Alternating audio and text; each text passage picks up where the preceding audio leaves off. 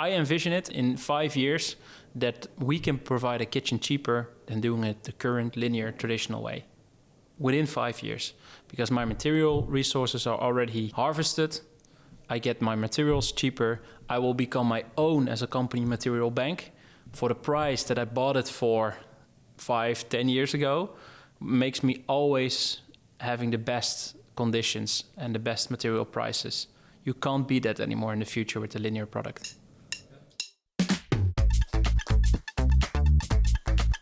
Welcome to Going Circular Pays Off, the podcast. My name is Sandra Horlings and I'm from InnoBoost, supporting businesses around the globe going circular. In this series, we explore real stories of business leaders, making their businesses cleaner, greener, more just and more future-proof. What does that mean? It's about reducing harm and actively restoring and improving the world around us. And the best part, it works.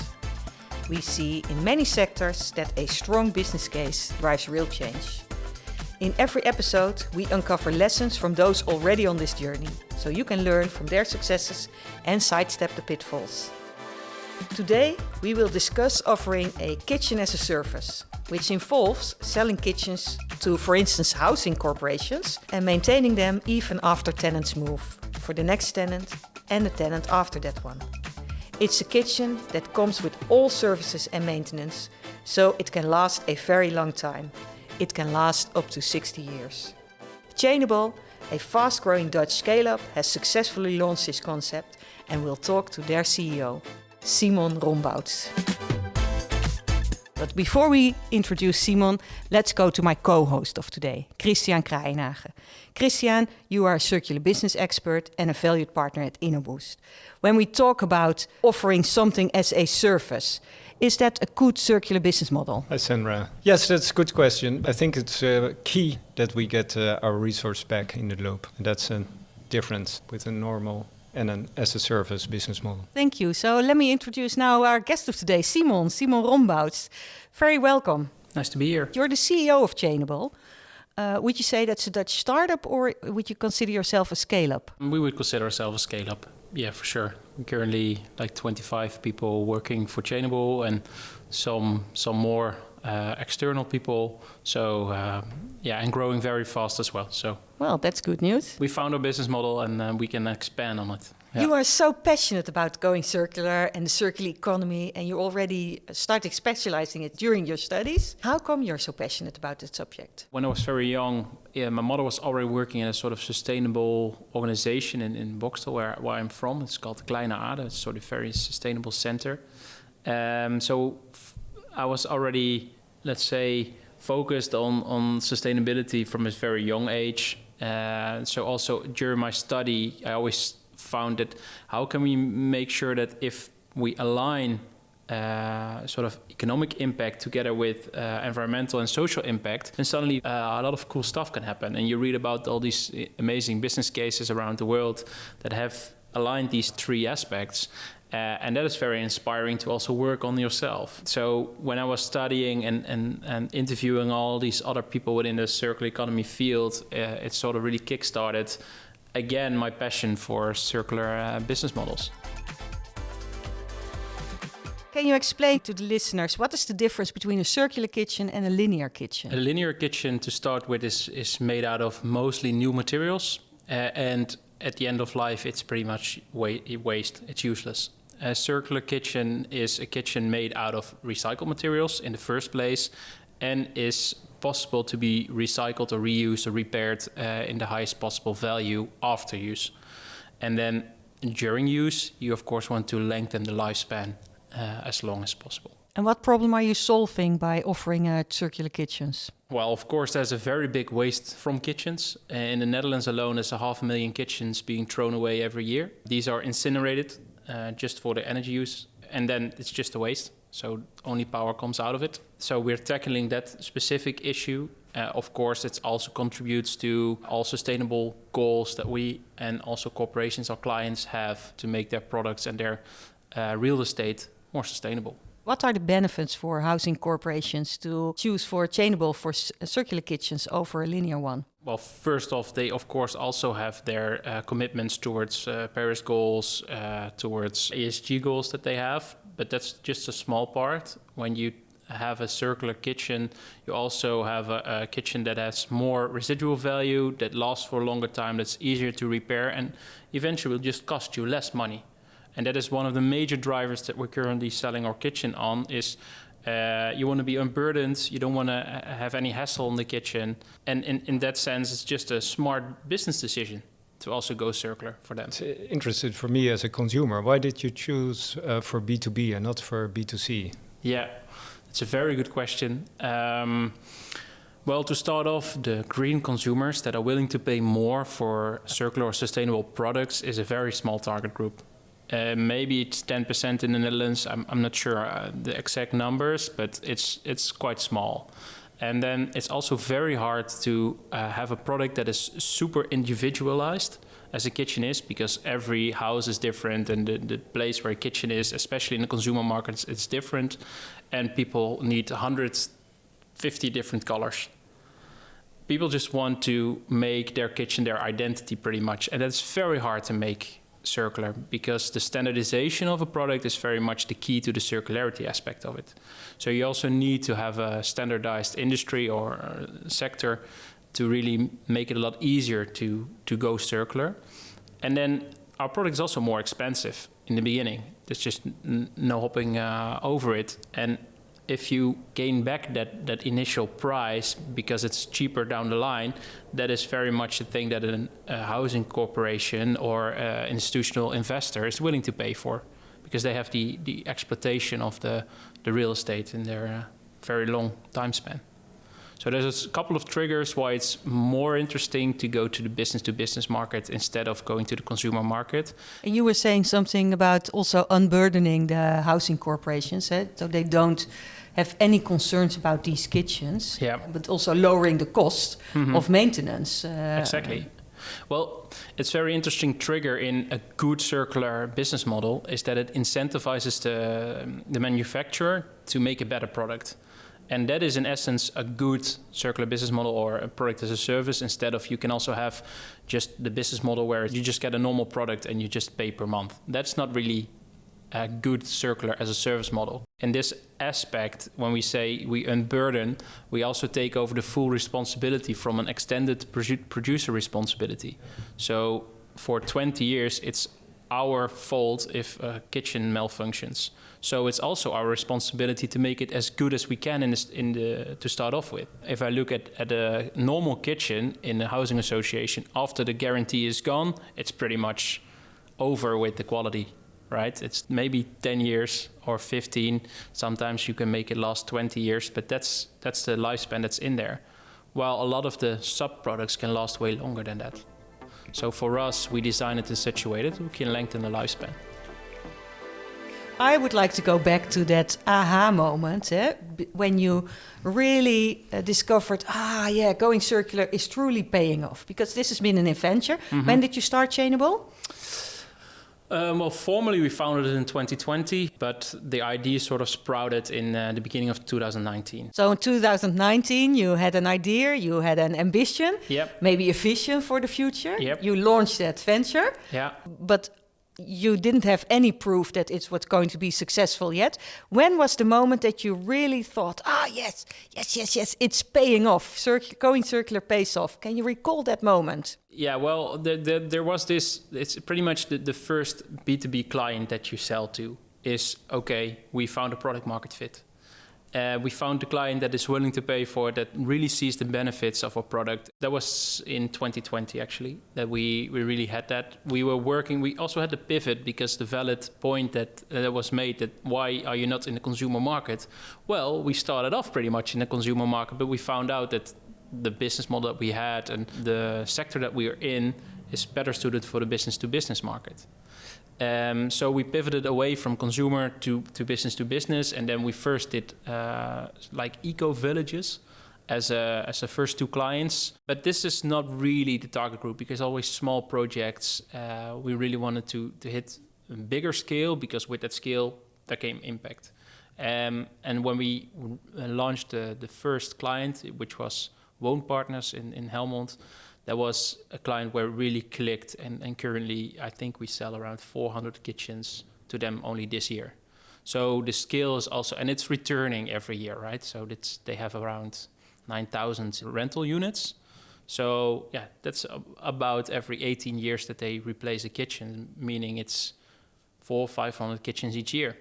So it's very interesting to have those types of clients that are willing to pay because they see the benefits now and also for the future. And that is really an aha moment stating, okay, we really found a good product market fit here. Yeah. And how did that make you feel? In the beginning, you can't really believe it. You're just very happy that you can do the first real project. It also scares you a bit because, damn, this is a different cookie. You you really have to step up your game, because the first two projects, like kitchens, took 2-3 days to complete. Right, you can't do that anymore. We now have a client. Also, the moment that you really get investments in, or you get a bank involved, and the stakes money-wise increase, then also the responsibilities increase.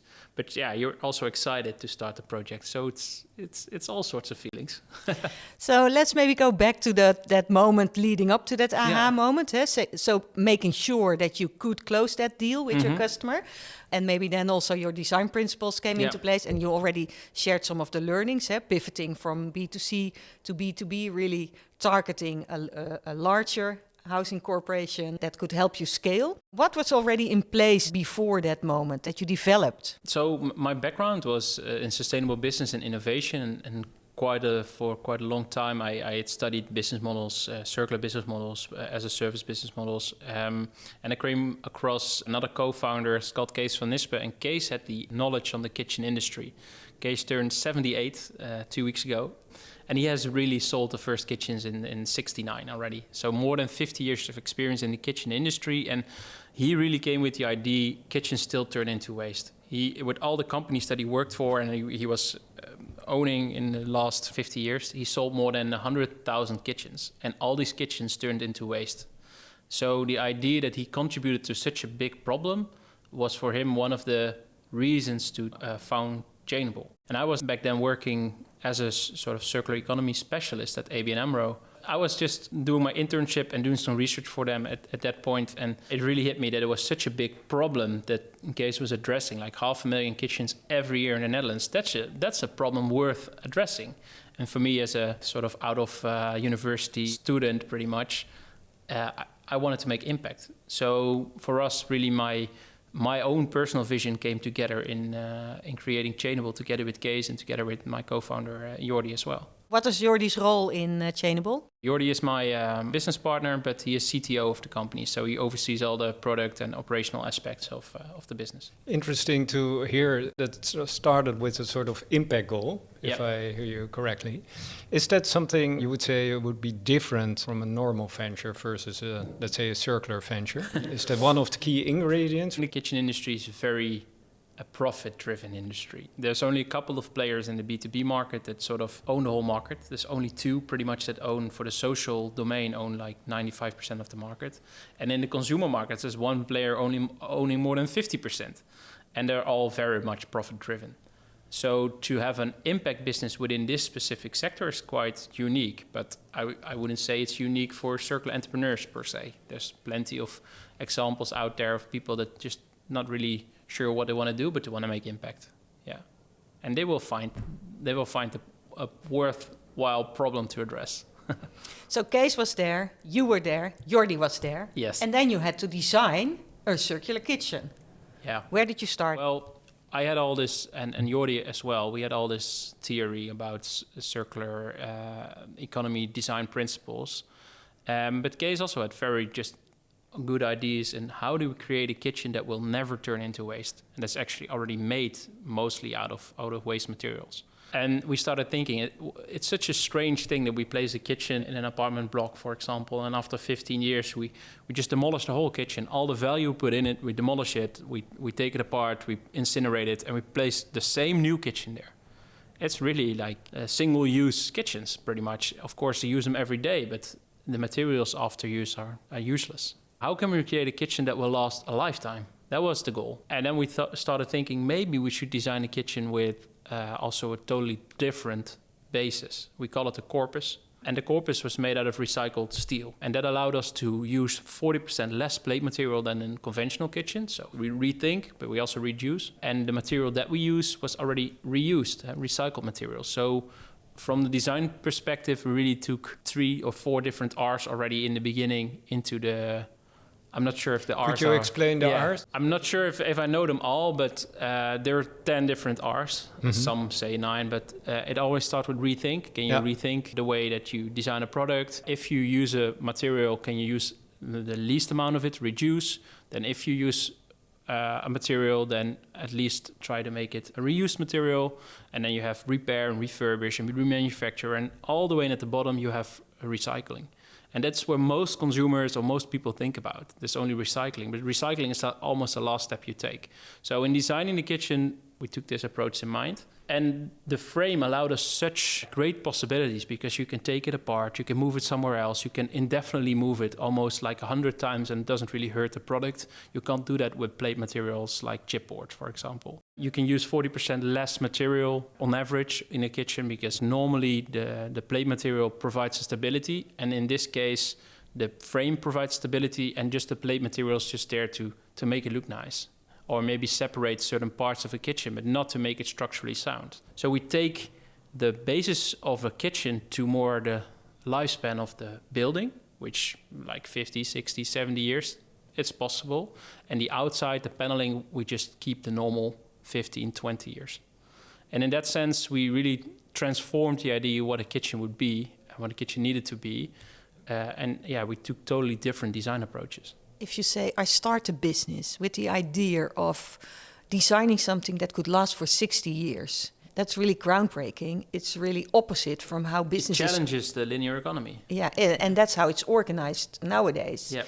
Is everyone easily adopting that great vision, that long-term vision? As long as you align all the right incentives again. As I also explained, a lot of these companies, they currently benefit from take, make, waste. The sooner the product crashes down, the earlier you buy a next one. And to challenge this, you need to really think about what will be the business model for them over a longer period of time. It's not the sale. It's making sure that they earn money in making the product last a very long time. So it's in refurbishment, it's in repairing processes, it's in other services attached to the product that they can make a living. So for example, the appliances manufacturer that we work a lot with started a refurbishment street, let's call it a street in the center of the Netherlands to make sure that their appliances get refurbished. That is an activity that they can monetize in the future instead of getting a margin on sales. And not only that, they can buy their materials that they sold 10 years ago back for 25% or less of the money that it currently costs. So if the material prices keep on rising, the difference will be huge. So it's a business model that is for sure winning from a traditional linear product in the future. Why are not other manufacturers doing this? Because they're short-sighted, focused on shareholder profit maximization. That's pretty much it, because it takes a long time to get to that point. I envision it, and in 5 years, that we can provide a kitchen cheaper than doing it the current linear traditional way. Within 5 years, because my material resources are already harvested, I get my materials cheaper, I will become my own as a company material bank for the price that I bought it for 5-10 years ago, makes me always having the best conditions and the best material prices. You can't beat that anymore in the future with the linear product. And you offer this as a service? Yeah. What does it mean? How do people pay for the kitchen? The kitchen as a service is an umbrella term that encompasses 3 different revenue models. The aspect that people mostly think about is the rental aspect of it. And that is, you just pay per month, and everything that's a problem with the kitchen or the appliances, we take care of it. If you don't need it, you just end the agreement, and then we take the kitchen back and we refurbish it and we put it somewhere else. That is maybe 10% of our current business model. It's very interesting for temporary housing, office spaces, transformation of let's say, office spaces to temporary living. then it's very interesting to rent a kitchen instead of buying it. But for a housing association, about 50% of the time, they just want to buy the kitchen because they have very low interest rates. Yeah. When we started, it was even negative. So they borrowed $1 million and they needed to pay back 950,000 euros. It was crazy. How can you compete with that? But it's very important if you do it this way that you also still need to provide the service aspect. So if we sold the kitchen, we also added a service contract to it. So we still did preventative maintenance and we call it incidental maintenance. So everything that's wrong with the kitchen, we still did, even though we sold it, but we sold a contract attached to buying the kitchen. And then to make the circularity aspect happen, we had a buyback guarantee on the kitchen. And it's an obligation from us as Chainable to buy back the kitchen 50 or 20 years in the future, or whatever, whenever they didn't need the kitchen anymore.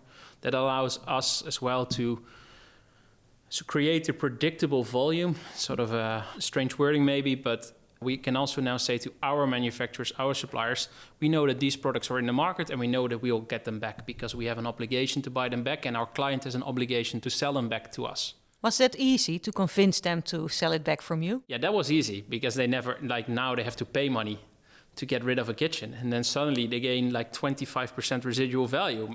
Oh my God, that's a huge benefit. And that really is one of the other unique selling points, that we believe we designed a product in such a way that it has a lot of value after use. We even come and take it apart and reassemble it somewhere else. That's already in the price. So the price of 25% is the money that we pay, plus we're taking it back. So that's even higher. I said I had an umbrella term for 3 different aspects, and I did the full kitchen as a service, the rental, and we did the buyback one. But the one that's also very interesting is the one that's the hybrid form. Then they buy the kitchen, but they rent the appliances. And in the social domain in the Netherlands, tenants have to bring their own appliances in. They do? Yeah, they do. And they can't really afford very energy efficient appliances. So that means like an oven or a refrigerator. Exactly. All the white goods they have to bring in themselves because the housing association says we don't have money for that. And they also don't want the hassle of owning all these appliances because if you provide it, you have to take care of it. You have to maintain them, you have to take care of it. And we just take these 2 arguments away. You don't have to pay the initial investment. We do that for you. You rent the appliances, and we give you the full guarantee over the appliances for at least 10 years. So by taking away these 2 main arguments, we have an opportunity to put energy-efficient appliances into, let's say, a sector, the social domain, that's not normally happening. So we can save also quite a lot of energy on the energy bill of a tenant. And that's also a very interesting proposition that Kitchen as a Service brings, is sort of this hybrid model. And that is, I guess, also like quite a lot of our kitchens are sold that way. So how do you make sure that you know what the condition of the kitchen is? So we have a material passport attached to the kitchen. You sort of can log on to it because we put a sticker on every kitchen with a QR code. If you log in, you go into a portal where you can see your kitchen. You can see all the components. You can ask questions even to an AI bot. You haven't seen this, but it's really cool. You can see the CO2 aspect of the kitchen. You can see when the refurbishment date is, when even your contract ends. So it gives you all the information necessary to make sure that the circularity aspect is maintained. So we started this conversation and you say we already are a scale-up. But how is Chainable doing? What is the real measurable outcome of what you achieved thus far? We're actually currently in the making of a new sustainability report. In essence, we are not only a circular business, because circular business focuses only on material resources and making materials back into the material loop. But we're a sustainable company. So, of course, you need to make a profit. That's not the case at the moment. We scale very fast. And the bottom line is that we haven't reached, let's say, what's it called? Black break-even point. Break-even point, yeah, exactly. Yeah. But we also have the social aspect that we calculate on making impact. And we currently have 6 full-time employees with a distance to the labor market working for another company in Tilburg that assemble our kitchen components. That is a very big social return that we have. That's also impact. But we also, I think we're currently on more than 40,000 trees that we planted with all the kitchens that we sold. So we also plant trees for every kitchen sold to really give back and also think about how are we going to get all these resources. If Like there's not even enough resources if we continue scaling with the amount of people that will live in Europe and in all over the world with the current rate. So we also need to think ahead, and not for 10 years, but for 50 years. And those trees need to be planted now if we want to be able to build bio-based houses for the future. So that's also impact. So for the environment, societal, and economical as well. So it's a real great balance. Yeah, I would say so. Would you say it's all been worth it? Sometimes. No, but I can't really see myself doing anything else than working in this type of field anymore. Because it's... if you then see the amount of CO2 you can save for example, a client of ours, and also helps us, the new CSRD helps us with a lot of these clients, they have to start reporting on that. We can just show them on one click on the button, okay, this is the amount of CO2 that you saved by choosing Chainable. That is a huge fulfillment for me personally, and I think also for everyone that works in the company. And then it's worth it, yeah. But of course, it's very hard work. Yeah. I think that counts for all the ventures that you start. It's always more work and more hurdles than you anticipate. But when you can really create impact, as you say, environmental impact, give something back, societal impact, you get more out of it. Is that really making you proud? Is that what we call profit to be proud of? Yes, yeah, that really makes us proud, especially when you consider that for circular businesses, it's not a level playing field. Right, it's way easier to just buy cheap stuff from China and sell it with a profit here, and just sell these boxes. And entrepreneurs can become very rich on that, but that's just not what makes me happy. And to really change an industry, to make it more sustainable, to also see that what we are currently doing is changing current kitchen suppliers. So they have to start thinking about circular products, circular business models even, because we otherwise take their clients. And that's very interesting also. You have an effect on the market. So a long time ago, Anita Roddick from The Body Shop, she said, try sleeping with the mosquito at night. Eh? Yeah. But you are even beyond that point now for that the mainstream kitchen suppliers. They never lost a client except to the other competitor. In the social domain, there's only pretty much two. And they lost maybe one to the other, and they won one from the other, but they never lost it to an outside player. And there have been plenty of attempts over the years. Very big players have attempted, and we do it, and we managed it with a very new, totally radical, different product and business model. Yeah, that's also something to be proud of. Yeah, great. So you could say that's the massive transformative purpose. So disruptive even. Disruptive, yeah. You grow under the radar, and then all of a sudden you're there. And you challenge the incumbents. Yeah, and I was at here in Utrecht 2 weeks ago at they call it the construction fair, let's call it that. Every single one of the major players is now at least doing something. It's not all the way there yet, but they see the value in going circular and going more sustainable, and so that's a good thing. And you can't be perfect from the get-go, right? Anyone that really maybe listens to this and thinks about starting a circular venture, don't wait until it's perfect. Just start and chip away and make it more perfect every day. That's way more important. Better to start now instead of making it perfect and starting in 5 years. That's a lovely tip for entrepreneurs. I have one final question. So if you now envision the next 5 years, what is your next big thing that's just around the corner? We're currently a kitchen company that makes circular kitchens, but the system that we made and we envisioned as the basis of a kitchen can be sold all over Europe. It's very hard to scale the kitchen business all over Europe because it's super dependent on local suppliers. We only source materials 400 kilometers around Geelze. That's our office space. So to scale that all over Europe, that's hard. But scaling the system that we have all over Europe, that's way simpler. So in 5 years, I would say the end goal is that the system is implemented in a lot of different European countries, maybe together with a partner, to make sure that 12.5 million kitchens in Europe every year become at least partly sustainable and circular. Wow, how many trees will you have planted then if you sell 12,500 million kitchens? The short-term goal is reaching 1 million. Yep. So we hope to be there in 2028. So maybe in 5 years, a couple million. We have our own forest to walk through. That would be amazing. Yeah, the Chainable Forest. Exactly. Wow, that would be a dream come true. Let's go for it. Thank you so much, Simon, for being so open and candid in this conversation. I'm Sandra Horlings, and this has been Going Circular Pays Off, the podcast uncovering the business case for Going Circular. Brought to you by InnoBoost, today with Simon Rombouts from Chainable and with Christiaan Kraaijenhagen. We hope this episode inspired you to take the next step in your circular journey. If so, don't forget to visit us at innoboost.com for more stories, insights and resources. Share this podcast with your network and help spread the message. Embracing circularity restores and improves the world around us and creates lasting business impact, creating profit to be proud of.